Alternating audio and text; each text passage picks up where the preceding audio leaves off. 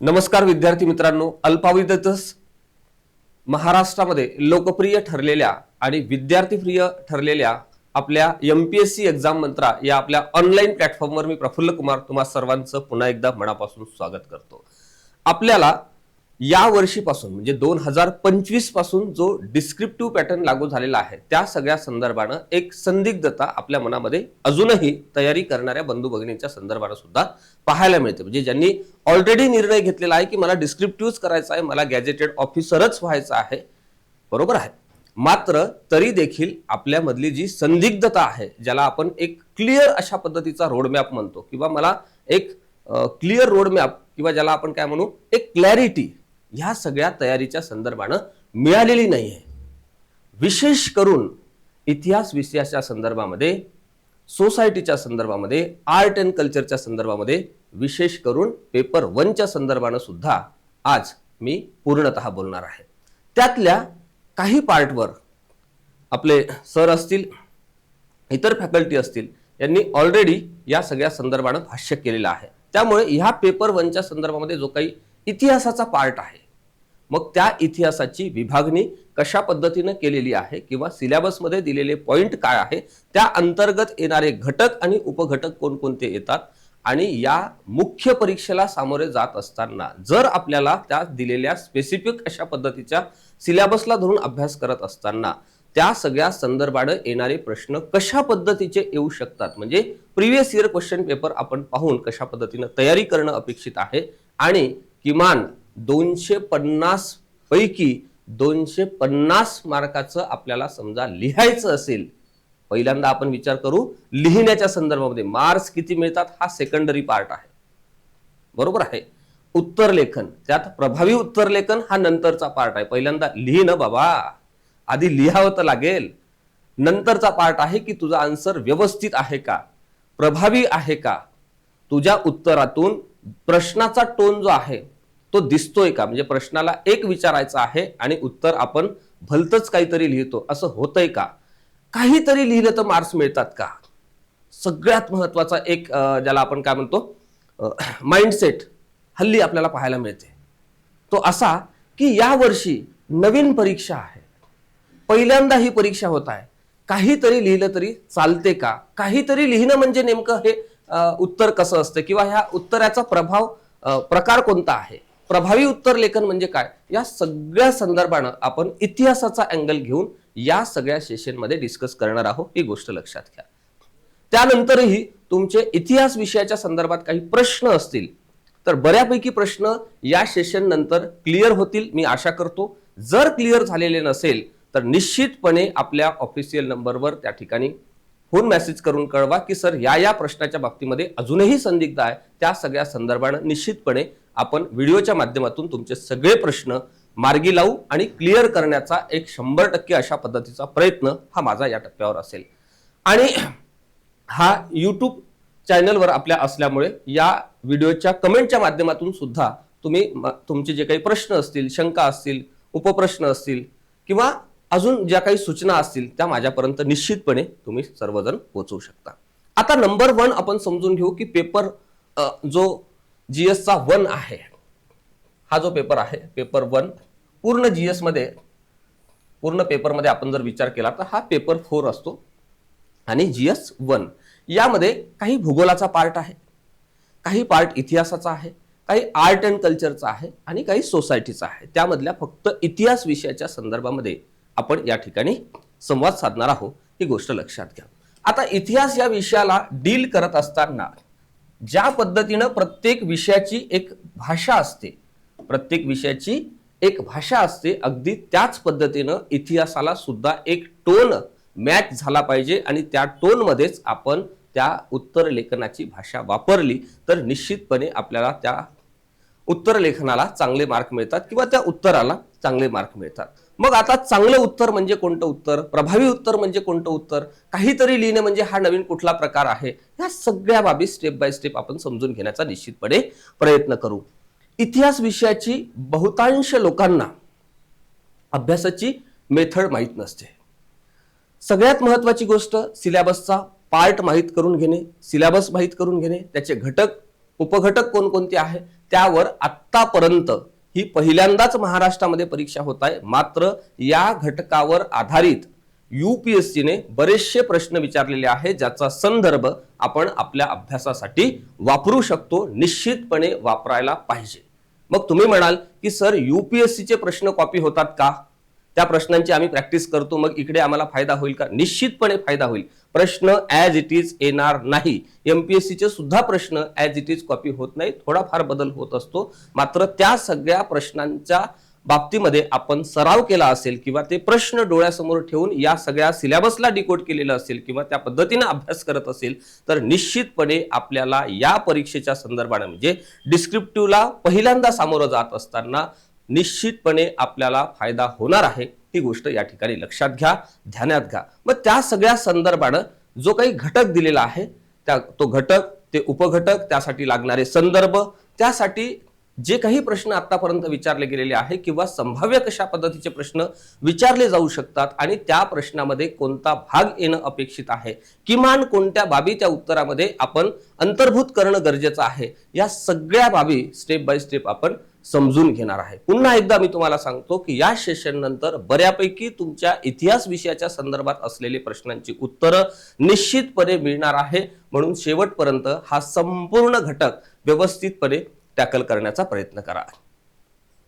चला, आता इथे तुम्हाला दिसते भारतीय वारसा आणि संस्कृती, इतिहास, जागतिक भूगोल, महाराष्ट्राच्या काही भारांशासह. आता इथे जो काही शब्दप्रयोग दिलेला आहे महाराष्ट्राच्या काही भारांशासह म्हणजे प्रत्येकच विषय घटक उपघटक आपल्याला आपण जर पाहिलं तर निश्चितपणे महाराष्ट्र टच ह्या अँगलला आपल्याला जावं लागणार आहे, ही गोष्ट लक्षात घ्या. मग भूगोल असू द्या, संस्कृतीचा विषय असू द्या म्हणजे आर्ट अँड कल्चरचा विषय असू द्या, त्यानंतर इतिहासाचा विषय असू द्या, ह्या सगळ्या बाबी महाराष्ट्राच्या संदर्भानं प्रश्न विचारणं अपेक्षित आहे, प्रश्न विचारले जातात, ही गोष्ट या ठिकाणी लक्षात घ्या. पुढे बघा. नेक्स्ट, भारतीय संस्कृतीमध्ये प्राचीन पासून आधुनिक काळापर्यंत असलेली कलेची रूपे, साहित्य, स्थापत्य कला यांच्या ठळक पैलूंचा समावेश यामध्ये राहील असं आपल्याला या ठिकाणी सांगितलेलं आहे. कुठलंही एक बेसिक व्यवस्थित बुक जर आपण समजून घेऊन वाचलं तर हा सगळा भाग व्यवस्थितपणे कव्हर होतो, ही गोष्ट लक्षात घ्या. आणि UPSCने या सगळ्या भागावर कशा पद्धतीचे प्रश्न विचारले हे आपण प्रिफर करणं गरजेचं आहे आर्ट अँड कल्चरच्या बाबतीमध्ये. आणि आपला एक सेशन या सगळ्या संदर्भानं सरांनी सुद्धा घेतलेला आहे. आता इकडे जाऊ आपण. महाराष्ट्रातील संत चळवळीच्या विशेष संदर्भामध्ये भक्ती आणि त्यांचं तत्वज्ञान. आता हे जे सेंटेन्स या ठिकाणी दिलेलं आहे या सेंटेन्सचा आधार घेऊन आपण अभ्यास करणं गरजेचं आहे. यासाठी कोणकोणती रेफरन्सेस वापरणं गरजेचं आहे, कोणती नोट्स वापरणं गरजेचं आहे किंवा या सगळ्या संदर्भानं कुठेतरी प्रश्न विचारले आहे का, हा भाग किंवा हा सिलेबसचा घटक यापूर्वी कोणकोणत्या प्रश्नपत्रिकेमध्ये आपल्याला दिसतो किंवा कोणकोणत्या परीक्षेसाठी होता याचाही अंदाज आपल्याला तयारीच्या टप्प्यावर बांधावा लागतो, ही गोष्ट लक्षात घ्या. बऱ्याचशा मंडळींना असं वाटत असेल की आपण काहीही लिहिलं तरी पास होऊ शकतो. ही काहीही लिहून येण्याची परीक्षा नाही आहे. राजपत्रित अधिकाऱ्यांची निवड करण्याच्या संदर्भामध्ये जी काही प्रक्रिया महाराष्ट्र लोकसेवा आयोगाच्या माध्यमातून राबवली जाते त्या सगळ्या प्रक्रियेचा एक भाग म्हणून मुख्य परीक्षा आहे, ही गोष्ट या ठिकाणी लक्षात घ्या. तुमच्या मुख्य परीक्षेच्या संदर्भानं लिहित असलेल्या उत्तरातून तुम्ही मुख्य परीक्षेच्या संदर्भानं जो काही इतिहास लिहिणार आहे, जे काही आर्ट अँड कल्चरच्या संदर्भामध्ये इथे लिहिणार आहे, यातून इथे म्हटलेलं आहे की भारतीय संस्कृतीमध्ये प्राचीन ते आधुनिक काळापर्यंत असलेली कलेची रूपे, म्हणजेच तुमच्या उत्तरामधून प्राचीन काळातल्या भारताचं दर्शन झालं पाहिजे, मध्ययुगीन कालखंडातल्या इतिहासाचं दर्शन झालं पाहिजे आणि आधुनिक काळातल्या सगळ्या बाबींचं दर्शन झालं पाहिजे. एकंदरीत भारताच्या विविध अंगांचं दर्शन तुमच्या उत्तरामधून जर होत असेल तर निश्चितपणे ते तुमचं उत्तर अधिक प्रभावी आहे असं आपल्याला या ठिकाणी म्हणता येतं, ही गोष्ट लक्षात घ्या. म्हणजे कधी कधी काय होतं, म्हणजे ऑब्जेक्टिव्ह परीक्षांमध्ये सुद्धा अनेक विद्यार्थी मित्रांच्या चुका अभ्यास व्यवस्थित नाहीये म्हणून होत नाही. प्रश्नांचा टोन आपल्याला समजलेला नसतो आणि त्या वेळेमध्ये प्रश्नाला काय म्हणायचं आहे हे बऱ्याचशा मंडळींना त्या ठिकाणी समजत नाही. म्हणून त्याचा एक फरक असा पडतो की निश्चितपणे आपलं उत्तर चुकते. म्हणजेच काय, तर आपल्याला प्रश्नाचा टोन लक्षात घेणं गरजेचं आहे आणि जर प्रश्नाचा टोन लक्षात घेऊन आपण उत्तर लिहित असेल तर आपलं उत्तर हे प्रभावी उत्तर होतं आणि त्या प्रश्नाचं योग्य उत्तर होतं. ही गोष्ट या ठिकाणी लक्षात घ्या आणि भरपूर मार्क्स मिळवण्यासाठी तशा पद्धतीचं उत्तर लेखन गरजेचं आहे. त्यासाठी पहिल्यांदा प्रश्न समजून घ्यावा लागतो, सिलेबस समजून घ्यावा लागतो, सिलेबसचा घटक समजून घ्यावा लागतो आणि उत्तर लेखनामध्ये आपल्याला काय अपेक्षित आहे आपल्याकडून उमेदवार म्हणून महाराष्ट्र लोकसेवा आयोगाला किंवा पेपर तपासणाऱ्या एक्सपर्टीजना काय अपेक्षित आहे. एक तर तुमच्या उत्तर लेखनातून तुमचा दृष्टिकोन दिसतो, तुमचं नॉलेज दिसतं, भारताच्या या सगळ्या संस्कृतीच्या संदर्भामध्ये असलेली रूपरेषा तुमच्या उत्तरातून दिसते आणि तशा पद्धतीचं उत्तर जर आपण लिहत असाल तर निश्चितपणे आपल्या उत्तराला मार्क्स हे चांगले मिळतात. ही गोष्ट या ठिकाणी लक्षात घ्या. त्यामुळे काहीही लिहून आलं तरी आपण पास होतो हा भ्रम पहिल्यांदा बाजूला ठेवा. कारण ही परीक्षा आपण युनिव्हर्सिटी पर्यंत ज्या काही परीक्षा लिहत आलो त्यापेक्षा थोडीशी वेगळी अशा पद्धतीची ही परीक्षा आहे. ही गोष्ट कायम ध्यानात ठेवा आणि दर दिवशी अभ्यास करत असताना आपलं उत्तर लेखन एक नेक्स्ट ऑफिसर म्हणून, एक गॅजेटेड ऑफिसर म्हणून सिलेक्ट होण्याच्या संदर्भामध्ये असलेलं उत्तर लेखन आहे, ना की ते युनिव्हर्सिटीचं किंवा कुठल्याही एखाद्या प्रोजेक्टचं उत्तर आहे. ही बाब पहिल्यांदा लक्षात घेणं गरजेचं आहे. त्यामुळे या उत्तराच्या बाबतीमध्ये असलेला पर्टिक्युलरपणा आपल्याला जपणं अत्यंत गरजेचं आहे. ही गोष्ट लक्षात घ्या. पुढे हा जो टॉपिक दिलेला आहे हा टॉपिक आपल्याला खूप चांगला आणि डिटेलमध्ये शिकायचा आहे. ही गोष्ट लक्षात घ्या. या बाबतीमध्ये कंटेंट सुद्धा बऱ्याचशा विद्यार्थी मित्रांना अजूनही शोधता सापडत नाही किंवा दिशा मिळत नाही. या बाबतीमध्ये नेमके काय प्रश्न विचारले जाणार आहे, कोणत्या एजच्या संदर्भामध्ये प्रश्न विचारले जाणार आहे, तत्वज्ञान म्हणजे काय ज्याला आपण फिलॉसॉफी म्हणतो, आणि ही जी काही सगळी फिलॉसॉफी आहे, भक्ती मुवमेंट आहे आणि ह्या सगळा भाग महाराष्ट्राच्या सगळ्या चळवळीच्या संदर्भाने विचारला जाणार आहे.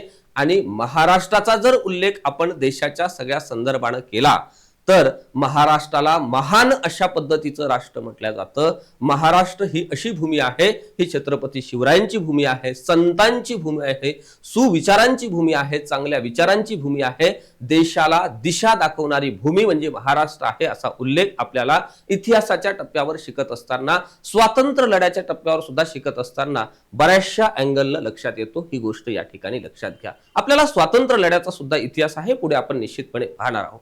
या सगळ्या संदर्भानं आपल्याला उत्तर लेखन करत असताना त्या काळामध्ये जे काही संत होऊन गेले, ज्या काही चळवळी होऊन गेल्या, त्यांना त्या त्या काळामध्ये आपल्या समाजामध्ये जो काही बदल त्या सगळ्या मंडळींनी घडवून आणलेला होता, त्या थोर संत महामंडळींनी घडवून आणलेला होता, त्यांचा उद्देश काय होता, त्या काळातली परिस्थिती कशा पद्धतीची होती आणि तो सगळा बदल घडवून येण्यापूर्वी समाज कशा पद्धतीचा होता आणि ह्या संतांच्या कृतीनंतर आपल्या भारतीय समाजामध्ये कशा पद्धतीनं बदल दिसून येतोय, या संपूर्ण घडामोडींवर आपल्याला कॉम्प्रेहेन्सिव्ह अशा पद्धतीचं व्यवस्थित नॉलेज लागतं आणि त्याचं प्रेझेंटेशन देत असताना आपल्या संपूर्ण समृद्ध अशा भारताच्या संस्कृतीचं जर दर्शन आपल्या उत्तरातून होत असेल तर ते उत्तर अत्यंत चांगलं गुण देणारं आणि ज्याला आपण काय म्हणू प्रभावी अशा पद्धतीचं उत्तर आहे. ही गोष्ट या ठिकाणी लक्षात घ्या.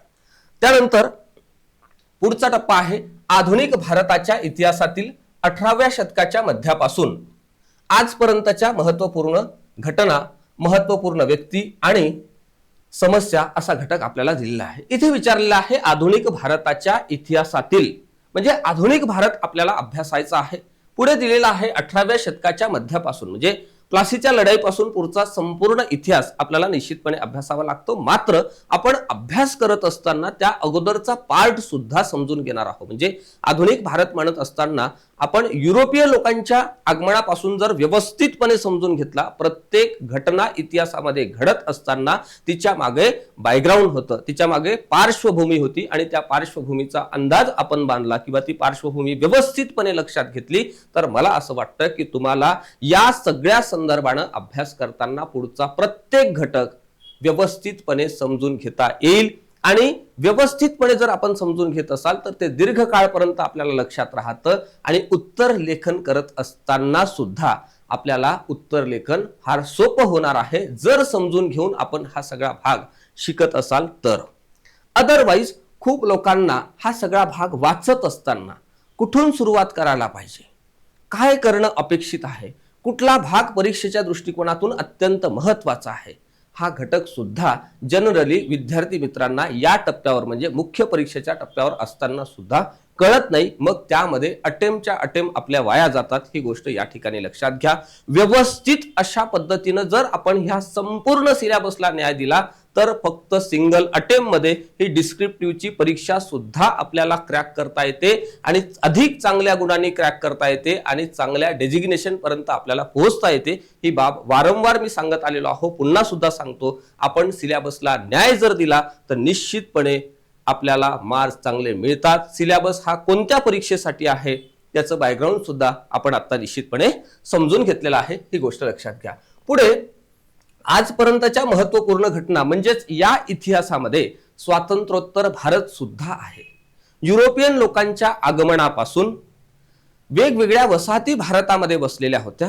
त्यानंतर भारतीय लोकांशी आणि ब्रिटिशांशी झालेला संघर्ष, ज्यामध्ये कामगारांच्या बाबतीत असेल, शेतकऱ्यांच्या बाबतीमध्ये असेल, पुढच्या काळामध्ये 1857चा उठाव असेल आणि अशा पद्धतीचे मोठे उठाव झाल्यानंतर, मोठे बंड झाल्यानंतर या नोकरशाहीला सुद्धा, ब्रिटिशांच्या नोकरशाहीला सुद्धा एक अंदाज आलेला होता की भारतामध्ये आता पुढे आपल्याला राजकारण करत असताना किंवा राज्य चालवत असताना आपल्यामध्ये काहीतरी बदल करणं अपेक्षित आहे आणि प्रत्येकच गोष्ट भारतीय लोकांवर लादून चालत नाही. ही गोष्ट त्यांच्या लक्षात आल्यानंतर वेगवेगळे रूल्स अँड रेग्युलेशन सुद्धा भारतीय लोकांसाठी त्यांनी लागू केले आणि काही भारतीयांच्या ज्या काही अपेक्षा होत्या त्या सुद्धा पूर्ण करण्याचा काही टप्प्यावर प्रयत्न हा ब्रिटिश मंडळींकडून झालेला होता. त्यानंतर इंग्रजी शिक्षण भारतामध्ये आलं आणि इंग्रजी शिक्षणाच्या माध्यमातून सुशिक्षित भारतीय एक वर्ग तयार झाला, ज्याला राष्ट्रवादाच्या प्रती किंवा राष्ट्राच्या प्रती एक अत्यंत अशा पद्धतीची तळपळीची भावना किंवा ज्याला आपण म्हणतो राष्ट्राप्रती जागरूकतेचा एक वर्ग आपल्या देशामध्ये तयार झालेला होता. त्यातून पुढे इंडियन नॅशनल काँग्रेसची स्थापना, वेगवेगळ्या प्रांतातल्या राजकीय हक्कासाठी सुरू झालेल्या लढाया, त्यानंतर ज्याला आपण नॅशनल मूव्हमेंट म्हणतो ती नॅशनल मूव्हमेंट आणि त्या सगळ्या कालखंडामध्ये काम करत असणाऱ्या महत्त्वाच्या व्यक्तींचे योगदान सुद्धा आपल्याला लक्षात घेणं गरजेचं आहे. आणि प्रत्येक टप्प्यावर एखादी घटना घडत असताना तिची पार्श्वभूमी काय होती, ती घटना का घडली, तिची जी काही कारणं होती ती सुद्धा आपल्याला अभ्यासावं लागतात आणि त्याचा जो काही परिणाम आहे तो भारतीय अर्थव्यवस्थेवर, भारतीय समाज व्यवस्थेवर, भारतीय रचनेवर कशा पद्धतीने झाला हा टप्प्याटप्प्याने भाग जर आपण व्यवस्थितपणे समजून घेतला तर त्या भागावर कशा पद्धतीचे प्रश्न यूपीएससीने विचारले, त्याची प्रॅक्टिस केली आणि पुढच्या काळामध्ये होऊ घातलेल्या आपल्या पहिल्यांदा होणाऱ्या एमपीएससीच्या डिस्क्रिप्टिव्ह परीक्षेमध्ये कशा पद्धतीचे प्रश्न येऊ शकतात याचा एक अंदाज बांधला किंवा आपल्या क्लासच्या माध्यमातून ज्या काही टेस्ट होतात त्या टेस्ट व्यवस्थित सोडवल्या, आपल्या एज्युकेटर कडून तपासून घेतल्या, त्यामध्ये झालेल्या सगळ्या चुका आपण सुधारून घेतल्या तर निश्चितपणे मला असं वाटतं की तुम्हाला खूप चांगले मार्क या टप्प्यावर सुद्धा या विषयाच्या संदर्भामध्ये सुद्धा मिळवता येतात. ही गोष्ट या ठिकाणी लक्षात घ्या. अगेन रिपीट करतो, आपल्याला उत्तर लिहित असताना नेक्स्ट ऑफिसरचं उत्तर लिहायचं आहे, गॅजेटेड ऑफिसरचं उत्तर लिहायचं आहे. काही लिहून आलं तरी मी मुलाखतीला असणार आहे किंवा काही लिहिलं तरी चालते असा अप्रोच ठेवून या उत्तराच्या बाबतीमध्ये आपण तयारी करू नये असा माझा एक न विचारता तुम्हाला सल्ला आहे. ही गोष्ट लक्षात घ्या. पुढे बघा, आता ह्या सगळ्या घटनाच्या संदर्भामध्ये इथे आपल्याला विचारलेलं आहे महत्वपूर्ण घटना म्हणजे कोणकोणत्या घटना. ह्या आधुनिक भारताच्या इतिहासामध्ये बऱ्याचशा अशा वेगवेगळ्या घटना घडलेल्या होत्या, ज्यामध्ये 1857चा उठाव असेल, ब्रिटिश सरकारने केलेले भारतीय लोकांसाठीचे महत्त्वाचे कायदे असतील, वेगवेगळे आयोग असतील, वेगवेगळ्या पद्धती असतील, वेगवेगळ्या संघटना असतील आणि काही महत्त्वाच्या व्यक्तींचं योगदान कशा पद्धतीने होतं या सगळ्या संदर्भाने प्रश्न विचारत असताना इथे सुद्धा प्रश्न साधारण 20% प्रश्न हे महाराष्ट्र हिस्ट्रीच्या संदर्भामध्ये जाणार आहे. ही गोष्ट लक्षात घ्या. म्हणून तुम्हाला प्रत्येक टॉपिक मध्ये आपल्याला महाराष्ट्र कसा टच करता येईल किंवा महाराष्ट्राच्या अँगलने आपलं उत्तर कसं लिहिता येईल किंवा कंटेंट तशा पद्धतीने कसं डेव्हलप करता येईल हा संपूर्ण भाग समजून घेणं निश्चितपणे गरजेचं आहे. ही गोष्ट लक्षात घ्या. त्यानंतर पुढचा टप्पा आहे स्वातंत्र्य लढा. कोणता लढा? स्वातंत्र्य लढा. पहिल्यांदा स्वातंत्र्य हा शब्द भारतीय लोकांना कोणत्या काळामध्ये, कोणत्या कालखंडामध्ये समजायला लागलेला होता, ही बाब सुद्धा समजून घेणं गरजेचं आहे. मुळात भारतावर अनेक राज्यकर्त्यांनी वेगवेगळ्या कालखंडामध्ये राज्य केलेलं होतं. असा हा प्रदेश पुढच्या काळामध्ये ब्रिटिशांनी या संपूर्ण प्रदेशावर, या संपूर्ण भौगोलिक प्रदेशावर ताबा मिळवला आणि राज्यकर्ते बनलेले होते, जे की व्यापारासाठी आले. आपल्या सर्वांना माहिती आहे, एक बेसिक आपण 8व्या वर्गाचं पुस्तक वाचलं तरी एक आधुनिक भारताच्या इतिहासाची बेसिक थीम आपल्याला लक्षात येते. फार काही डीप मध्ये पुस्तक नाही, मात्र एक जनरल आयडिया, ज्याला बेसिक थीम म्हणतो, ती आयडिया येऊन जाते. म्हणजे मुळात ब्रिटिश मंडळी भारतामध्ये का आले याचा एक अंदाज आपल्याला येतो. आता व्यापारी म्हणून आलेले हे सगळे मंडळी पुढच्या काळामध्ये ह्या संपूर्ण प्रदेशावरचे राज्यकर्ते कसे बनले, त्या सगळ्या काळामध्ये कशा पद्धतीनं भारतीय लोकांचा संवाद ह्या सगळ्या ब्रिटिश मंडळींशी किंवा युरोपियन मंडळींशी राहिलेला होता. नंतरच्या काळामध्ये एकीकडे एक वर्ग असा म्हणत होता की ही ईश्वरी देणगी आहे, दुसरा वर्ग असा म्हणत होता की हे आपले शोषण करते आहे, तिसरा वर्ग असा म्हणत होता की जर शस्त्र घेऊन हे संपूर्ण ब्रिटिश मंडळी आपल्यावर राज्य करत असेल तर निश्चितपणे आपण सुद्धा आपल्या हातामध्ये शस्त्र घेऊन या ब्रिटिश राज्यकर्त्यांना इथून पळवून लावू शकतो, अशा पद्धतीचा एक विश्वास भारतीय तरुणांमध्ये होता. एक वेगवेगळ्या विचारांचा प्रवाह आपल्या आधुनिक भारताच्या इतिहासामध्ये, स्वातंत्र्य लढ्यामध्ये, नॅशनल मुवमेंटमध्ये, राष्ट्रीय चळवळीमध्ये, देशाच्या स्वातंत्र्य लढ्याच्या संदर्भानं काम करणाऱ्या सगळ्या विविध संघटना, विविध वृत्तपत्र आणि व्यक्तींच्या संदर्भानं आपल्याला पाहायला मिळतो. ही गोष्ट लक्षात घ्या. पुढे आपल्याला दिसते स्वातंत्र्य लढ्यातील विविध टप्पे. आता हा जो काही स्वातंत्र्याचा लढा आहे, ज्यामध्ये आपण जर पाहिलं तर 1857चा उठाव, हा जो उठाव आहे, इथे ब्रिटिशांच्या विरोधामध्ये इतका मोठा उठाव का झाला? नंबर 1, जर ब्रिटिशांमुळे आपल्या भारतामध्ये एक चांगला मेसेज पसरलेला असेल, ब्रिटिशांमुळे आधुनिक सोयी सुविधा भारतीय लोकांना मिळत असेल, तर या ब्रिटिश राज्यकर्त्यांना आपण विरोध का करायला पाहिजे, असा प्रश्न सुद्धा काही मंडळींना त्या कालखंडामध्ये पडलेला होता. मात्र कुठलीच आधुनिक शस्त्र आपल्याकडे नसताना, कुठल्याच पद्धतीच्या प्रगत अशा पद्धतीच्या पद्धती नसताना सुद्धा बलाढ्य अशा या राज्यकर्त्यांना आपण तोडीस तोड पुरून उरलेलो होतो, ही गोष्ट लक्षात घ्या. रानावनात राहणारा आपला आदिवासी बंधू समुदाय हा सुद्धा इतक्या मोठ्या बलाढ्य अशा नोकरशाहीला, बलाढ्य अशा साम्राज्यकर्त्यांना आव्हान देत होता. कुठलंही शस्त्र, कुठलंही आधुनिक शस्त्र आदिवासी बंधू भगिनींच्या त्या टप्प्यावर त्यांच्याकडे नव्हतं, ही गोष्ट लक्षात घ्या. असं असताना सुद्धा हा जो काही उठाव घडून आला, त्यानंतर ब्रिटिश नोकरशाहीनं, ब्रिटिश साम्राज्यकर्त्यांनी भारतातील धोरणं ही बदललेली होती. म्हणजे 1858च्या कायद्यानुसार बरेचसे बदल झाले. त्यानंतर आलेले वेगवेगळे नियम, वेगवेगळे ऍक्ट, त्यानुसार सुद्धा भारतीय लोकांना खुश करण्याचा प्रयत्न कुठेतरी झालेला होता. असाच एक प्रयत्न नॅशनल मुवमेंटच्या संदर्भामध्ये इथे झालेला होता, ज्याला आपण इंडियन नॅशनल काँग्रेसची स्थापना म्हणतो. आता भारतीय राष्ट्रीय काँग्रेसचं आधुनिक भारताच्या इतिहासातलं किंवा स्वातंत्र्य लढ्यातलं महत्व इतकं आहे की जर 1885ला भारतीय राष्ट्रीय काँग्रेसची स्थापना झाली नसती तर कदाचित पुढच्या कालखंडामध्ये जे काही वरिष्ठ नेते भारताला लाभले, ज्यांनी भारताला एक दिशा देण्याचं महत्वाचं काम केलं किंवा स्वातंत्र्याच्या टप्प्यापर्यंत आपण पोहोचलो, कदाचित त्याला अजून उशीर झाला असता. इतकं अनन्य अशा पद्धतीचं महत्व, अनन्यसाधारण अशा पद्धतीचं महत्व या इंडियन नॅशनल काँग्रेसच्या स्थापनेच्या संदर्भानं आपल्याला आधुनिक भारताच्या इतिहासाचा अभ्यास करताना दिसतं, ही गोष्ट लक्षात घ्या. लोकमान्य बाळ गंगाधर टिळक असू द्या किंवा पुढच्या काळामध्ये आलेले बॅरिस्टर मोहनदास करमचंद गांधी, ज्यांना आपण राष्ट्रपिता महात्मा गांधी म्हणतो. जरी आपण राष्ट्रपिता महात्मा गांधी म्हणत असलो तरी गांधीजींना कुठेच गांधीजींचा जो काही उल्लेख होता, राष्ट्रपिता किंवा गांधी गुरु, वेगवेगळे आपले भारतीय लोकांनी गांधीजींसाठी वापरलेले एक शब्द होते. गांधीजींचं तितकं मोठं काम होतं म्हणून प्रत्येक भारतीयांना वाटत होतं की गांधीजी माझे आहेत, गांधीजी राष्ट्राचे आहेत आणि गांधीजी प्रत्येकाचे आहे, ही भावना त्या काळामध्ये निर्माण झालेली होती. मात्र गांधीजींना ही स्तुती कुठेच कुठल्याच टप्प्यावर पटत नव्हती. हा भाग आपण ज्यावेळेस डिटेलमध्ये अभ्यास होतो त्यावेळेस निश्चितपणे पाहू.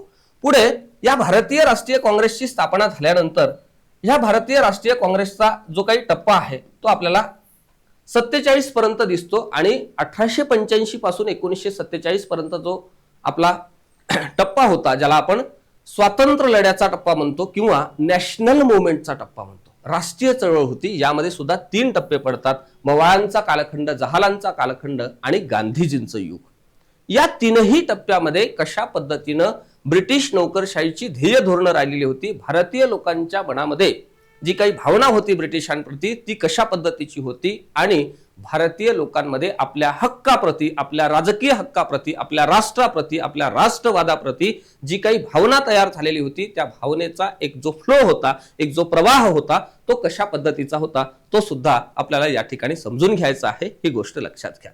आणि त्या सगळ्या कालखंडामध्ये जी काही विविध संस्थात्मक संघटना सुरू झालेल्या होत्या, काही वृत्तपत्र सुरू झालेले होते, काही महत्वाच्या व्यक्तींचं योगदान होतं, त्यांचं काम होतं. आणि ह्या सगळ्या घटनेप्रती ब्रिटिशांचा जो काही रोष होता किंवा ब्रिटिशांचं जे काही मत होतं ते कशा पद्धतीचं होतं, तो सुद्धा घटनाक्रम आपल्याला ह्या टप्प्यामध्ये समजून घ्यायचा आहे. ही गोष्ट लक्षात घ्या. देशाच्या निरनिराळ्या भागामधील स्वातंत्र्य लढ्यात योगदान देणाऱ्या महत्वाच्या व्यक्ती आणि त्यांचं स्वातंत्र्य लढ्यातील योगदान सगळ्यात महत्वाचा शब्द आहे. हा कीवर्ड आहे.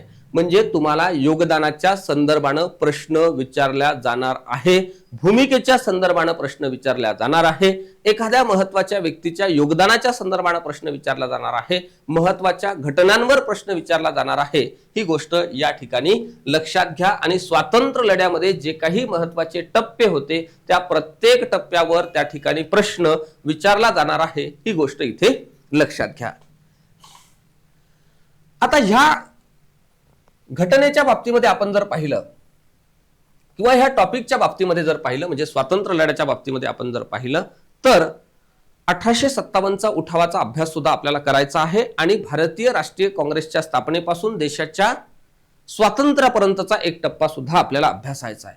मग त्यामध्ये सुरुवातीच्या टप्प्यामध्ये काही सिनियर मंडळींनी ब्रिटिश नोकरशाहीकडे अर्ज आणि विनंत्यांच्या माध्यमातून जी काही मागणी केलेली होती त्याप्रती ब्रिटिश नोकरशाहींची धारणा कशा पद्धतीची होती किंवा प्रतिक्रिया कशा पद्धतीची होती, पुढच्या काळामध्ये काही तरुणांना एकत्र करून लोकमान्य बाळ गंगाधर टिळकांनी ब्रिटिशांच्या ह्या संपूर्ण नीतीला विरोध करण्याचं धोरण ठरवलेलं होतं. आणि त्यांनी, तुम्हालाही माहित असेल की त्यांनी ठरवलेलं होतं की स्वराज्य हा माझा जन्मसिद्ध हक्क आहे आणि तो मी मिळवणारच. च लागलेला आहे, तो लागलेला आहे. च ही गोष्ट या ठिकाणी लक्षात घ्या. ज्या ठिकाणी च लागतो किंवा च लावायचा असतो त्या ठिकाणी ताकद लागते आणि ती ताकद लोकमान्य बाळ गंगाधर टिळकांकडे होती. याचं कारण अखंड देश, संपूर्ण प्रदेश लोकमान्य बाळ गंगाधर टिळकांच्या मागे उभा होता. ही गोष्ट या ठिकाणी लक्षात घ्या. मग ही सगळी परिस्थिती कशी निर्माण झाली, इतका मोठा ब्रिटिशांप्रती असलेला विरोध भारतीय लोकांच्या मनामध्ये कसा तयार झाला, त्याची पार्श्वभूमी काय होती, त्याचे सगळे विविध पडलेले टप्पे आणि त्याचा संपूर्ण परिणाम भारताच्या समाजावर कशा पद्धतीने पडलेला होता, ह्या सगळ्या बाबी आपल्याला निश्चितपणे लक्षात घ्याव्या लागतात. ही गोष्ट लक्षात घ्या. पुढचा टप्पा जर आपण पाहिला ह्या सगळ्या संदर्भानं पुढचा टप्पा जर पाहिला तर आपल्याला दिसतं गांधीजींचा युग. 9 जानेवारी 1915ला गांधीजी कायमस्वरूपी भारतामध्ये आले आणि भारतात आल्यानंतर गांधीजींनी वेगवेगळ्या प्रदेशांचा दौरा केला आणि वेगवेगळ्या प्रदेशांचा दौरा केल्यानंतर ग्रामीण भारतामध्ये असलेल्या समस्या सुद्धा गांधीजींनी समजून घेतलेल्या होत्या आणि त्या अँगलनं आपलं एक तत्वज्ञान प्रमाण मानून त्या ठिकाणी काम करण्याच्या बाबतीमध्ये गांधीजी कटिबद्ध होते आणि शेवटपर्यंत गांधीजी त्या तत्वज्ञानाला धरून, त्या तत्वांचा आधार धरून निश्चितपणे काम करत होते. ही गोष्ट या ठिकाणी लक्षात घ्या. इथे जो काही उल्लेख केलेला आहे व्यक्ती आणि त्यांचं त्या सगळ्या स्वातंत्र्य लढ्यामध्ये असलेलं योगदान, निश्चितपणे प्रश्न विचारला जाणार आहे. मग प्रश्न कसा तयार होतो, तर प्रश्न असा तयार होतो की भारतीय स्वातंत्र्य लढ्यामध्ये गांधीजींचं योगदान स्पष्ट करा. भारतीय स्वातंत्र्य लढ्यामध्ये लोकमान्य बाळ गंगाधर टिळकांचं योगदान स्पष्ट करा. भारतीय स्वातंत्र्य लढ्यामध्ये महिलांचं योगदान स्पष्ट करा. भारतीय स्वातंत्र्य लढ्यामध्ये क्रांतिकारकांचं योगदान स्पष्ट करा. क्रांतिकारी विचारांचं योगदान स्पष्ट करा. नवा एक वर्ग ह्या सगळ्या टप्प्यावर कुठेतरी उदयाला आलेला होता, ज्याला या अर्ज विनंत्यांचा मार्ग सुद्धा मान्य नव्हता किंवा सत्य अहिंसाचा मार्ग सुद्धा मान्य नव्हता. मात्र मातृभूमीसाठी वाटेल ते करण्याची तयारी या सगळ्या भारतीय तरुणांची होती, ज्यांना आपण क्रांतिकारक म्हणतो. आणि जर ब्रिटिश या ठिकाणी आपल्यावर सत्ता गाजवत असेल किंवा ब्रिटिशांनी या ठिकाणी चालवलेलं राज्य हे शस्त्राचा धाक दाखवून जर असेल, तर निश्चितपणे त्यांची शस्त्र सुद्धा आपल्याला हिसकावून घेऊन त्या शस्त्रांचा वापर त्यांच्यावरच करता येतो, अशा पद्धतीचा एक आत्मविश्वास घेऊन भारतीय तरुण कुठेतरी या क्रांतिकारी लढ्याला सुरुवात केलेली होती आणि क्रांतिकारी लढ्याचा एक रोडमॅप त्यांनी त्या कालखंडामध्ये तयार केलेला होता. कुठल्याच पद्धतीचं आधुनिक अशा पद्धतीचं शिक्षण या सशस्त्र क्रांतिकारी चळवळी चालवणाऱ्या क्रांतिकारकांकडे नव्हतं. आधुनिक शस्त्रास्त्रे सुद्धा नव्हती, शस्त्राच्या बाबतीत असलेलं ज्ञान सुद्धा नव्हतं. मात्र एकच तळमळ होती की मातृभूमीला या संपूर्ण गुलामीतून मुक्त करणे, मातृभूमीच्या स्वातंत्र्यासाठी, मातृभूमीच्या रक्षणासाठी वाटेल ते करण्याची तयारी या भारतीय तरुणांमध्ये होती, ज्यांना आपण क्रांतिकारक म्हणतो. ही गोष्ट लक्षात घ्या. म्हणजे ह्या क्रांतिकारकांचं सुद्धा योगदान आपल्या भारतीय स्वातंत्र्य लढ्यामध्ये अनन्यसाधारण अशा पद्धतीचं आहे. त्या योगदानाच्या संदर्भाने सुद्धा प्रश्न इथे विचारले जाणार आहे. म्हणजेच काय, तर जर प्रश्न अशा पद्धतीचा येत असेल तर क्रांतिकारक म्हणजे काय, सशस्त्र क्रांतिकारी लढाया म्हणजे काय, त्याच कालखंडामध्ये त्या का तयार झालेला आहे, त्याची पार्श्वभूमी काय आहे, त्यांना प्रेरणा कुठून मिळाली, त्यांना साहित्य कुठून मिळालं, त्यांच्यापर्यंत आलेली शस्त्र कशा पद्धतीची होती आणि त्यांचा जो काही काम करण्याचा ओघ होता, त्यांचा जो काही कार्यक्रम होता तो कशा पद्धतीचा होता आणि त्यांना काय साध्य करायचं होतं, या सगळ्या कार्यक्रमाच्या माध्यमातून हा संपूर्ण घटनाक्रम जर आपण व्यवस्थित अभ्यासला, समजून घेतला, तर या भागावर कितीही कठीण प्रश्न आला, कसाही प्रश्न आला तरी आपल्याला त्याचं उत्तर लिहिता येतं. नंबर 1, एखाद्या प्रश्नाचं उत्तर आपल्याला का लिहिता येत नाही याची 2 कारणं आहे. नंबर 1, प्रश्न समजत नाही, प्रश्न आपल्याला त्यावेळेत समजत नाही. सेकंड नंबर, त्या बाबतीत असलेलं कंटेंट, त्या बाबतीमध्ये असलेलं कंटेंट आपल्या माइंड मध्ये नसते. म्हणजेच काय, आपण पुस्तक वाचतो, कंटेंट सगळं काही पुस्तकामध्ये आहे, पण ते पुस्तकात असून चालत नाही ना, ते मस्तकात आलं पाहिजे. ज्यावेळेस पुस्तकातलं मस्तकात येईल मग त्यावेळेस आपण विचार करायला भाग पडतो आणि त्या विचारातून आपली ऑटोमॅटिक रिव्हिजन व्हायला लागते आणि त्यातून येतं उत्तर लेखनाची दिशा. बरेचशी मंडळी आपल्याला सांगतात की उत्तरं अशी लिहा, उत्तरं तशी लिहा, पण ती उत्तरं लिहिण्यासाठी पहिल्यांदा ती घटना तर आपल्याला माहिती पाहिजे, त्या घटनेचा आपल्याला अभ्यास करावा लागतो, ती बाब आपल्याला समजून घ्यावी लागते, त्यानंतर त्यावर आलेला प्रश्न आपल्याला वाचावा लागतो. तो प्रश्न काय म्हणतो आहे किंवा त्या प्रश्नाला काय म्हणायचं आहे हे समजून घेतल्यानंतर आपल्याला पूर्ण घटना माहीत असल्यामुळे, घटनेची पार्श्वभूमी, घटना कशी घडली, घटनेचे कार्यक्रम काय होते, त्याचे परिणाम काय झाले, हा संपूर्ण घटक आपण ज्यावेळेस अभ्यासतो त्यावेळेस विचारलेला कुठलाही कसाही प्रश्न आपल्याला टॅकल करता येतो. त्या प्रश्नाचं समर्पक अशा पद्धतीचं उत्तर त्या ठिकाणी लिहिता येतं. पुन्हा अगेन रिपीट करतो, तुमच्या उत्तरामधून इतिहासाच्या अँगलनं उत्तर लिहित असताना, आर्ट अँड कल्चरच्या संदर्भाने उत्तर लिहित असताना, भारतीय समाजाच्या संदर्भाने उत्तर लिहित असताना, म्हणजेच पेपर 1च्या माध्यमातून उत्तर लिहित असताना भूगोलाचा सुद्धा संदर्भ आला तरी त्या तुमच्या उत्तरातून आपल्याला भारताच्या दर्शनाची झलक त्या ठिकाणी दाखवायची आहे, ही गोष्ट लक्षात घ्या. म्हणजेच काय, तुमच्या उत्तरातून भारताचं दर्शन घडणार आहे आणि एकदम क्लिअर जर दर्शन त्या तुमच्या उत्तरातून होत असेल तर तुमचा जो काही चेक करणारा एक्सपर्ट आहे तो असा जाईल. ही गोष्ट या ठिकाणी लक्षात घ्या.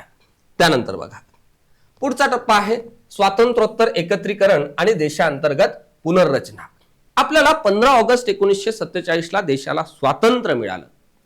स्वातंत्र्यानंतर सुद्धा देशाचे प्रश्न सुटलेले नव्हते.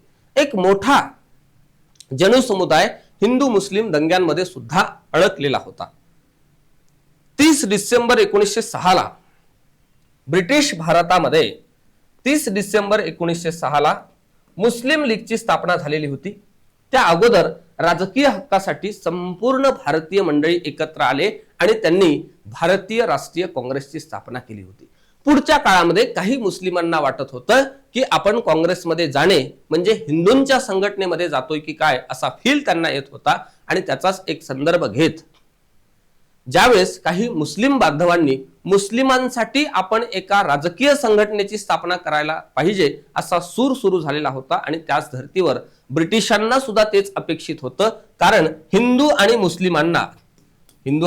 मुस्लिमांना आपण वेगळं करण्यास जर यशस्वी झालो तर आपलं हे राज्य, आपलं हे जे साम्राज्य आहे ते दीर्घकाळपर्यंत फार व्यवस्थितपणे चालेल. मात्र हिंदू आणि मुस्लिम एकत्र आले तर आपल्याला फार जास्त काळपर्यंत राज्य चालवता येणार नाही. याची कुणकुण ही पूर्णतः त्या ब्रिटिश राज्यकर्त्यांना लागलेली होती. 1857च्या उठावाच्या बाबतीत जी काही वैशिष्ट्य आपण पाहतो त्या 1857च्या उठावाच्या वैशिष्ट्यांमध्ये एक वैशिष्ट्य आपल्याला दिसते, ते म्हणजे हिंदू आणि मुस्लिम या ठिकाणी एकत्र आलेले होते. म्हणून हा जो उठाव आहे एक प्रकारे स्वातंत्र्य लढाच आपण त्याला म्हणू, स्वातंत्र्यासाठी केलेला आपला एक मोठा प्रयत्न होता. जरी तो यशस्वी झाला का अयशस्वी ठरला का हा सेकंडरी पार्ट असला तरी. का? कारण या ठिकाणी दोनही बांधव, हिंदू आणि मुस्लिम हे दोनही बांधव एकत्र येऊन ब्रिटिशांच्या विरोधामध्ये लढा देत होते. म्हणून पुढच्या काळामध्ये यांना कशा पद्धतीने आपल्याला विभक्त करता येईल यासाठी पुरेपूर अशा पद्धतीचं काम ब्रिटिश नौकरशाहीने केलेलं होतं. ही गोष्ट लक्षात घ्या. मग या 30 डिसेंबर 1906 ला स्थापन झालेल्या मुस्लिम लीगने पुढच्या काळामध्ये एका वेगळ्या मुस्लिम राष्ट्रापर्यंतचा जो काही प्रवास आहे तो खऱ्या अर्थाने इथून सुरू झाला. आपल्याला देशाची फाळणी झाली आणि पाकिस्तानची निर्मिती झाली. एकीकडे भारत आणि दुसरीकडे पाकिस्तान. असा भारत कुठल्याच भारतीय व्यक्तींना मान्य नव्हता किंवा स्वातंत्र्य लढ्यामध्ये काम करणाऱ्या कुठल्याच भारतीय व्यक्तींनाही मान्य नव्हतं. त्यांना अखंड भारत स्वतंत्र झाल्याचं पाहायला पाहिजे होतं किंवा पाहायला मिळायला पाहिजे होतं असं त्यांची अपेक्षा होती, अशी अपेक्षा होती. मात्र त्या काळातली परिस्थिती लक्षात घेता देशाची फाळणी सुद्धा स्वीकारणं तत्कालीन मंडळींना क्रमप्राप्त होतं. म्हणून देशाची फाळणी झाली आणि भारत आणि पाकिस्तान ही दोन राष्ट्र निर्माण झाली. आणि यांच्यामध्ये पुन्हा एकदा संघर्ष निर्माणच व्हावा असं ब्रिटिशांना मनोमन वाटत होतं. मात्र तशा पद्धतीचा संघर्ष हा निर्माण झाला नाही, ही बाब वेगळी. त्यानंतर देशाची जी काही झालेली पुनर्रचना आहे आणि संस्थानांचं विलिनीकरण आहे हा टप्पा सुद्धा आपल्याला या घटका अंतर्गत अभ्यासायचा असतो.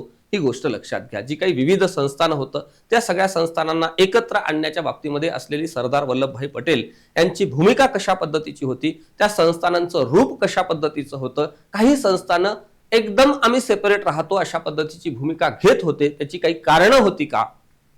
बरोबर आहे. ती कारणं का होती? नंतरच्या काळामध्ये वेगवेगळी संस्थानं स्वतःहून भारतामध्ये सामील झाली आणि काही संस्थानं अलिप्त राहण्याचा पसंत करत होती. त्याची कारणं काय होती? त्या सगळ्या संस्थानामध्ये असलेलं प्रशासन कोणाकडून चालवल्या जात होतं, तिथे राज्यकर्ते कोण होते, ह्या संपूर्ण बाबी आपल्याला या घटका अंतर्गत शिकायच्या आहे. ही गोष्ट लक्षात घ्या. म्हणजे देशाच्या स्वातंत्र्याच्या अगोदर प्रश्न वेगळे होते, देशाच्या स्वातंत्र्यानंतरचे प्रश्न वेगळे होते आणि स्वातंत्र्योत्तर भारत म्हणजे ज्याला आपण म्हणतो गांधी नंतरचा भारत. 30 जानेवारी 1948 ला गांधीजींची नथुराम गोडसेकडून हत्या झाली. ज्या गांधीजींनी आपल्या आयुष्याचं संपूर्ण वेळ देशाच्या स्वातंत्र्यासाठी, मातृभूमीच्या रक्षणासाठी आणि तुमच्या माझ्यासाठी खर्च केलेला होता, त्या गांधीजींची हत्या भारतामध्येच एका भारतीय व्यक्तीकडून होणे ही गोष्ट कुठेतरी आपल्या सर्वांसाठी खेदजनक आहे. मग या गांधी नंतरच्या भारतामध्ये असलेले विविध प्रश्न, संस्थानिकांचा प्रश्न असेल, बरोबर आहे, आणि त्या काळातली असलेली अर्थव्यवस्था कशा पद्धतीने आपली होती, कृषी व्यवस्था कशा पद्धतीने होती, समाजामध्ये झालेले बदल, ह्या संपूर्ण अँगलनं निश्चितपणे या घटकावर सुद्धा प्रश्न येणं अपेक्षित आहे आणि सिलेबसचा पार्ट असल्यामुळे थेट प्रश्न सुद्धा इथे येतात. पुढे आपल्याला दिलेला आहे जगाच्या इतिहासामध्ये 18व्या शतकापासून औद्योगिक क्रांती. आता इथे स्पष्ट शब्द दिसतो जगाच्या इतिहासाचा, म्हणजे संपूर्ण जगाचा आपल्याला अभ्यास करावा लागतो का? सर आधी तुम्ही सांगितलं संत चळवळींचा अभ्यास करा, त्यांचं तत्वज्ञान अभ्यासा, भक्ती मुवमेंट अभ्यासा, सुरुवातीला सांगितलं आधुनिक भारताचा अभ्यास करा, त्या अगोदर सांगितलं प्लासीच्या लढाईपासून करा, मग सांगितलं युरोपियनांच्या आगमनापासून देशाच्या स्वातंत्र्यापर्यंत करा, त्यामध्ये महाराष्ट्राचा रोल कसा होता तेही अभ्यासा. प्राचीन काळात भारतातली स्थिती कशा पद्धतीची होती तेही अभ्यासा, मध्ययुगीन कालखंडामध्ये भारत कसा होता तोही अभ्यासा, आणि आता तुम्ही सांगता की सर जगाचा अभ्यास करा. मात्र इथे संपूर्ण जगाचा करायचा नाही आहे, तर आपल्याला आधुनिक जगाचा अभ्यास करायचा आहे. जो सिलेबस मध्ये दिलेला आहे तेवढाच पार्ट आपल्याला व्यवस्थितपणे समजून घ्यायचा आहे, आणि त्या भागावर सुद्धा प्रश्न विचारले जाणार आहे, ही गोष्ट लक्षात घ्या. नंबर 1 सिलेबस मध्ये काय दिला आपण पाहू. जगाच्या इतिहासामध्ये 18व्या शतकापासून औद्योगिक क्रांती, जागतिक युद्धे, देशाच्या भूसीमांची पुनर्रचना, वसाहतवाद, निर्वसाहतवाद, ह्या ज्या काही संकल्पना आहे या सुद्धा आपल्याला व्यवस्थितपणे आपला हा घटक शिकत असताना अभ्यासावं लागतं. जी काही औद्योगिक क्रांती झाली, कुठे झाली, का झाली, त्याची पार्श्वभूमी का होती, आणि त्या क्रांतीनंतर संपूर्ण भारतावर, संपूर्ण जगावर कशा पद्धतीने परिणाम पडलेले होते, हा संपूर्ण घटक आपल्याला या अंतर्गत शिकायचा आहे. वेगवेगळी झालेली जागतिक युद्ध त्या कालखंडामध्ये का झाली, कशी झाली, त्याची पार्श्वभूमी का होती, आणि त्याचा परिणाम समाजावर कशा पद्धतीने झालेला होता, या अँगलनं इथे प्रश्न विचारणं अपेक्षित आहे. आणि देशाच्या भूसीमांची पुनर्रचना सोबतच वसाहतवाद, इथे 2 शब्द दिसतात. नंबर 1 वसाहत आणि दुसरा वाद. त्यानंतरचा शब्द आहे निर्वसाहतवाद, निर्वसाहतवाद. इथेही 2 शब्द दिसतात, एक निर्वसाहत आणि दुसरा वाद. आपल्या सगळ्या वसाहती वाढल्या पाहिजे, वेगवेगळ्या प्रदेशामध्ये आपल्याच वसाहती वाढल्या पाहिजे, हा जो काही अप्रोच होता, हा जो काही दृष्टिकोन होता, ही जी काही विचारधारा होती, त्याला आपण वसाहतवाद म्हणतो. त्या अगोदर वेगवेगळ्या राजा महाराजांनी ह्या प्रदेशावर राज्य केलेलं होतं, नंतर ह्या सगळ्या लोकांच्या वसाहती आल्या. पुढच्या काळामध्ये निर्वसाहतवाद, म्हणजे ही वसाहतवादच संकल्पना आपल्याला मान्य नाही, आणि ही वसाहत इथून निघून गेली पाहिजे, या पद्धतीचा एक अप्रोच, या पद्धतीचा एक दृष्टिकोन आपल्या इथं डेव्हलप झालेला होता. त्यानंतरच्या कालखंडामध्ये आपण जर पाहिलं तर राष्ट्रवादाची भूमिका सुद्धा स्पष्टपणे आपल्याला दिसते. आपण सुद्धा एक राष्ट्राचे भाग आहोत, अशा पद्धतीचा मतप्रवाह भारताच्या इतिहासामध्ये, जगाच्या इतिहासामध्ये सुद्धा तयार झाला असल्याचं आपल्याला पाहायला मिळते. भारताच्या इतिहासामध्ये का तयार झाला, तर तो इंग्रजी शिक्षणामुळे तयार झालेला आहे, जो आपण मॉडर्न इंडियामध्ये व्यवस्थितपणे पाहिलेला आहे. त्यानंतर तुम्हाला दिसते पॉलिटिकल फिलॉसॉफी, म्हणजे राजकीय तत्वज्ञान, जसं की साम्यवाद म्हणजे काय, भांडवलशाही म्हणजे काय, समाजवाद म्हणजे काय, ह्या सगळ्या बाबी आपल्याला व्यवस्थितपणे समजून घ्याव्या लागतात. आणि या सगळ्या भागावर आतापर्यंत UPSCच्या मुख्य परीक्षेमध्ये कशा पद्धतीचे प्रश्न विचारले, त्याचं फ्रेमिंग जर आपण व्यवस्थितपणे पाहिलं आणि हा सगळा भाग व्यवस्थितपणे समजून घेऊन त्या प्रश्नांची उत्तरं लिहिण्याचा प्रयत्न जर केला, तर मला असं वाटतं की तुम्हाला या परीक्षेच्या संदर्भानं, जी मुख्य परीक्षा तुम्ही यावर्षी देत आहात, त्या सगळ्या मुख्य परीक्षेच्या संदर्भानं, किंवा काही मंडळी नेक्स्ट इयर देणार असतील तर त्यांना सुद्धा इथे हा सगळा भाग त्या अँगलनं लक्षात घेणं गरजेचं आहे. डायरेक्टली प्रश्न तशाच पद्धतीचे येतील का, तर निश्चितपणे नाही. हार्डनेस ज्याला आपण लेवल म्हणू, ती असेल का, तर निश्चितपणे कमी जास्त होऊ शकते, लेवल कमी जास्त होऊ शकते. मात्र महाराष्ट्र अँगल असणार आहे प्रत्येकच बाबतीमध्ये, ही गोष्ट या ठिकाणी लक्षात असू द्या. पुढे त्यांची रूपे आणि समाजावरील त्यांचा प्रभाव यांचा समावेश राहील. म्हणजेच काय, या सगळ्या घटनेचा परिणाम समाजावर कशा पद्धतीने झाला. इथे समाजावरील परिणाम असा शब्दप्रयोग सिलेबस मध्ये दिसतो, म्हणजे 100% परिणामांवर प्रश्न येणार आहे, ही गोष्ट पहिल्यांदाच आपल्याला क्लिअर झालेली आहे.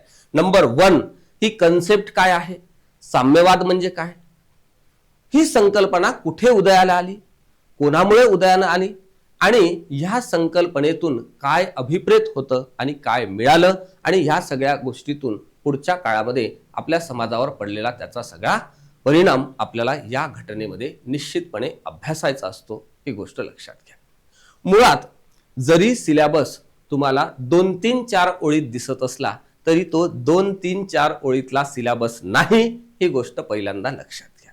आपल्याला प्राचीनही भारत व्यवस्थित अभ्यासावा लागतो, मध्ययुगीन भारतही अभ्यासावा लागतो, त्या कालखंडातली सगळी स्थिती अभ्यासावा लागते, मॉडर्न इंडिया सुद्धा अभ्यासावा लागतो, मॉडर्न वर्ल्ड हिस्ट्री सुद्धा आपल्याला अभ्यासावा लागतो. आणि या सगळ्या टप्प्यावर या सगळ्या टप्प्यावर इतिहासामध्ये विशेष करून UPSCनं कशा पद्धतीचे प्रश्न विचारले ते वारंवार सातत्यानं आपल्याला पाहावे लागतात. तुमच्या अभ्यासाच्या डायरेक्शनमध्ये सुद्धा UPSCचे पहिल्यांदा प्रश्न पाहणं गरजेचं आहे. त्यानंतर या सगळ्या संदर्भातलं बुकमधलं म्हणजे पुस्तकातलं कंटेंट व्यवस्थित वाचणं गरजेचं आहे. त्यानंतर तो सगळा भाग व्यवस्थितपणे समजून घेणं गरजेचं आहे आणि त्यानंतर आपण उत्तर लेखनाचा प्रयत्न सुद्धा करणं गरजेचं आहे. पहिली अटेम्प्ट असल्यामुळे 250 मार्क अटेम्प्ट करणं नवीन मंडळींना हार्ड असलं तरी बराचसा असा वर्ग आहे की ज्यांनी सातत्यानं UPSCची तयारी केलेली आहे, त्यांच्यासाठी हा अवघड नाही. मात्र त्यांच्यासाठी महाराष्ट्र अँगल या सगळ्या संदर्भानं थोडासा अभ्यासणं विशेष करून गरजेचं आहे, ही गोष्ट लक्षात घ्या. आपला प्रयत्न 250 मार्काचा पेपर लिहिण्याच्या संदर्भामध्ये असला पाहिजे आणि तो आग्रह ठेवूनच आपण जर तयारी करत असेल तर कुठेतरी तुमचा 240, 230, 220, 210, 200 पर्यंत तुम्ही लिहाल. प्रॅक्टिस कितीची पाहिजे? 250 चीच पाहिजे. प्रयत्न तर तेवढा असलाच पाहिजे आणि टार्गेट 250 मार्काचा पेपर लिहिणेच आणि 250 मार्काचा पेपर 3 तासामध्ये उमेदवार लिहू शकतो असं आयोगाचं मत आहे. म्हणून महाराष्ट्र लोकसेवा आयोगाने हा सिलेबस दिला. त्यामुळे ही काही खूप कठीण प्रक्रिया आहे किंवा मंगळवारून येऊन कोणतरी उत्तर लिहिणार आहे असं कोणीही समजू नका. व्यवस्थितपणे शास्त्रशुद्ध पद्धतीनं एक मेंटॉर घेऊन, एक गाईड घेऊन व्यवस्थित ज्याची तयारी आहे आणि त्या सगळ्या तयारीच्या टप्प्यावर काही अडचण आल्यास कोणीतरी आपल्याला गाईड करणारं लागतं, ही गोष्ट लक्षात घ्या. बऱ्याचशा लोकांना गाईड नसतो आणि गाईड नसल्यामुळे काय होतो, गुरु नसल्यामुळे काय होतो, एक मार्गदर्शक नसल्यामुळे काय होतो, एक मेंटॉर नसल्यामुळे काय होतो, हे अपयशी लोकांना विचारा. महात्मा गांधीजींना सुद्धा गुरु होते, ते महाराष्ट्रातले गोपाळकृष्ण गोखले आणि ते त्यांच्या इशाऱ्यावर चालत होते. विश्वरत्न भारतरत्न डॉक्टर बाबासाहेब आंबेडकरांना सुद्धा गुरु होते. 1 2 नाही 3 होते.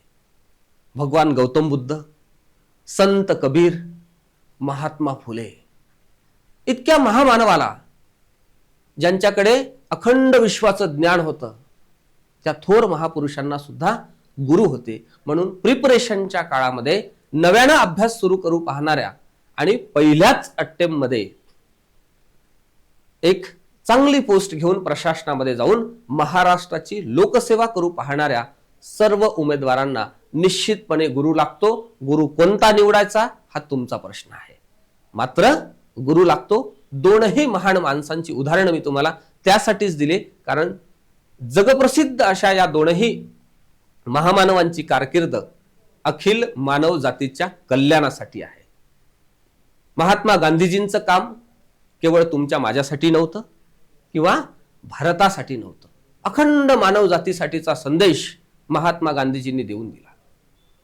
विश्वरत्न भारतरत्न डॉक्टर बाबासाहेब आंबेडकरांचं सुद्धा कार्य हे केवळ तुमच्या माझ्यासाठी नव्हतं किंवा कुठल्या एका जाती धर्माच्या व्यक्तीसाठी नव्हतं किंवा केवळ भारतीय लोकांसाठी नव्हतं, तर अखिल मानव जातीचा मुक्तीचा मार्ग विश्वरत्न भारतरत्न डॉक्टर बाबासाहेब आंबेडकरांनी आपल्याला याच भूमीतून दर्शवलेला आहे, ही गोष्ट लक्षात घ्या. म्हणून ज्या काही टप्प्यावर आपल्याला अडचणी येत आहे त्या ठिकाणी एखाद्या विषय तज्ञांची किंवा ज्यांना त्या विषयाच्या संदर्भामध्ये असलेलं नॉलेज आहे किंवा अनुभव आहे अशा व्यक्तीकडून व्यवस्थितपणे आपण नॉलेज घेणं आणि तयारीची एक दिशा घेणं आणि त्यावर विश्वास ठेवून सातत्यपूर्व अशा पद्धतीनं मेहनत करणं गरजेचं आहे, ही गोष्ट लक्षात घ्या. आजच्या या सेशनमध्ये आपण इतिहासावर बरीचशी चर्चा केली. पुढे इथे दिलेला आहे भारतीय समाजाची ठळक वैशिष्ट्ये आणि विविधता, म्हणजे हा सोसायटीचा जो पार्ट आहे तोही सरांनी बऱ्यापैकी डिस्कस केलेला आहे, तुम्हाला लक्षात आहे. आता त्यानंतर आपल्या बॅचच्या संदर्भामध्ये म्हणजे राज्यसेवा पूर्व परीक्षेच्या संदर्भामध्ये असलेली बॅच आणि मुख्य परीक्षेच्या बॅचच्या संदर्भामध्ये मी तुम्हाला सांगतो.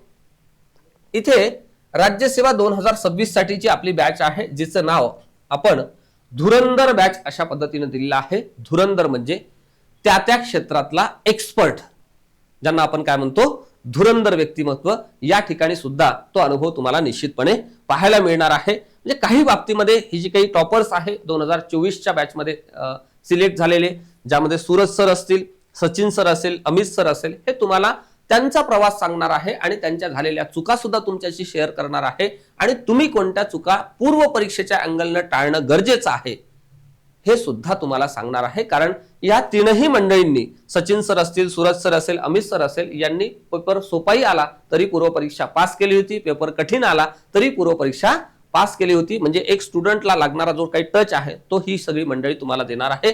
आणि विविध विषयाच्या संदर्भामध्ये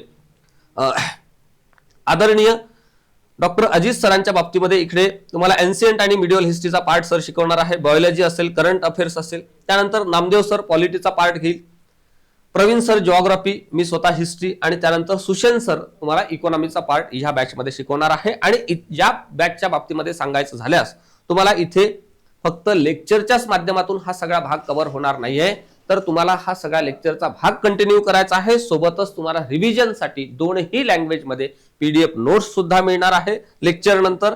त्यानंतर यासाठी लागणारं जे काही लॉजिक आहे, एखाद्या प्रश्नाचं उत्तर जर येत नसेल तर त्या उत्तरापर्यंत आपण कसं पोहोचलं पाहिजे याचा एक अप्रोच सुद्धा डॉक्टर अजित सर तुम्हाला त्या ठिकाणी देतील ह्या बॅचच्या माध्यमातून.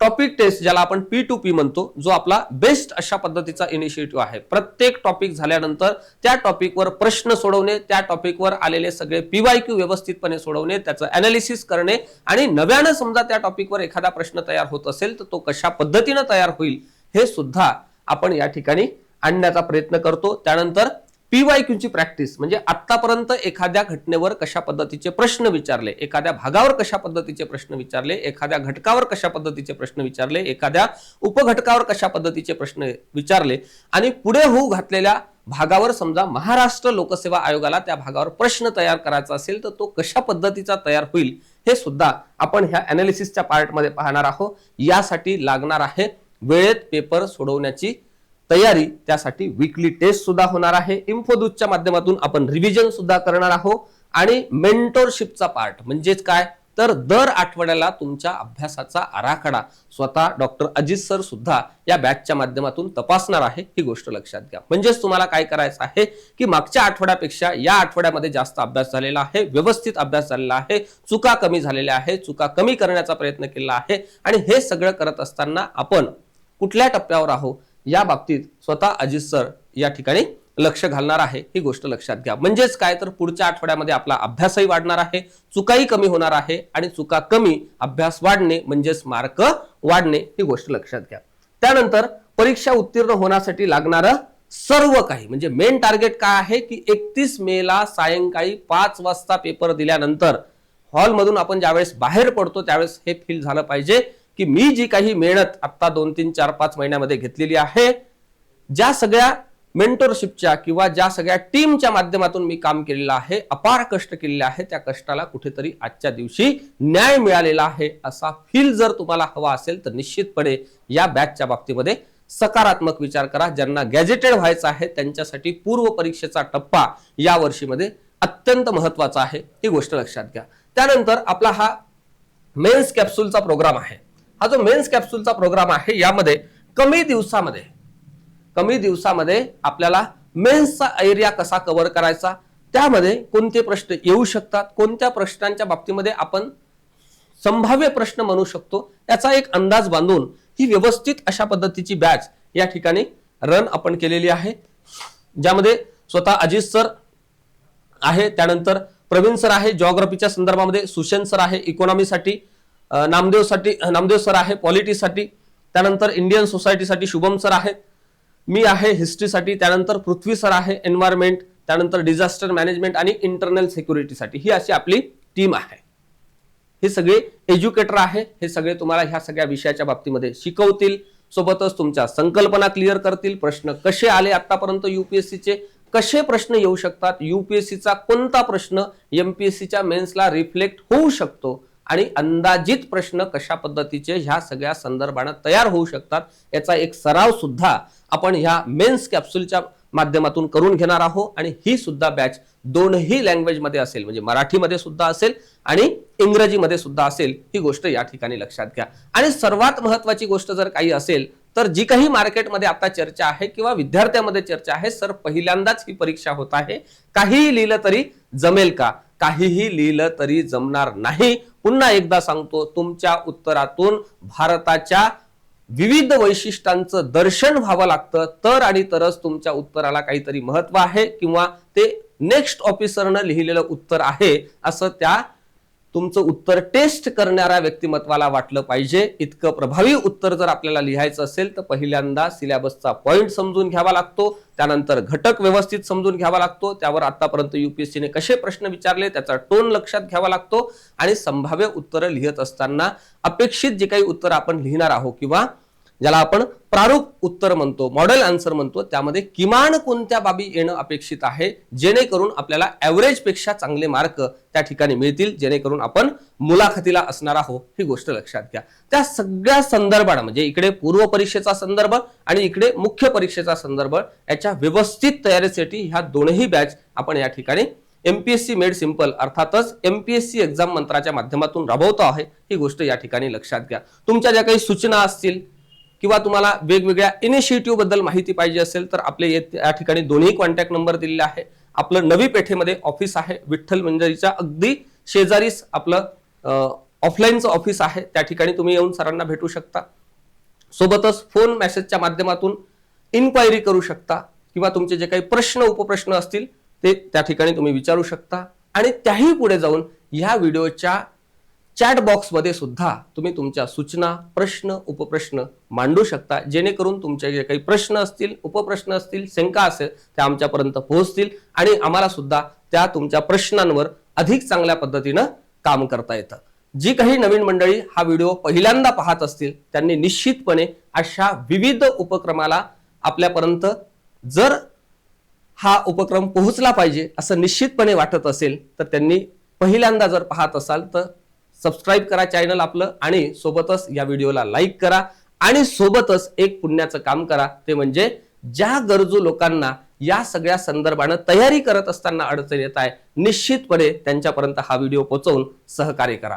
खूप खूप धन्यवाद. आजच्या विशेष सत्रात मी इथेच थांबतो. लवकरच भेटू नव्या भागामध्ये नवा घटक घेऊन. तोपर्यंत खूप खूप धन्यवाद.